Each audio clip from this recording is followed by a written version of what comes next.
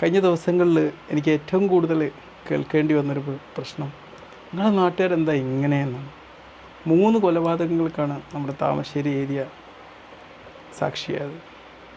പക്ഷെ ആ ഒരു 3 ആളെ വെച്ചിട്ട് നമ്മളൊരു നാടിനെ വ്യാഖ്യാനിക്കുന്നത് തെറ്റാണ്. താമരശ്ശേരി ഏറ്റവും ഹൃദ്യവും സ്നേഹസമ്പന്നരും ഏറ്റവും കൂടുതൽ ആതിഥ്യ മര്യാദ ഉള്ളവരുമായിട്ടുള്ള നല്ലൊരു നാടാണ്.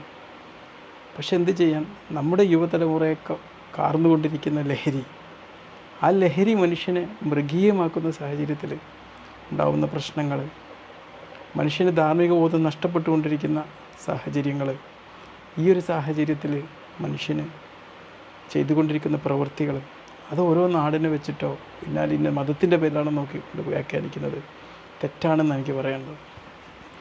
അവർക്ക് എന്ത് നാടോ മതമോ അവരുടെ കുടുംബമോ ഒന്നും അവരെ സ്വാധീനിക്കുന്നില്ല. അവരുടെ സ്വാധീന ശക്തി എന്ന് പറഞ്ഞാൽ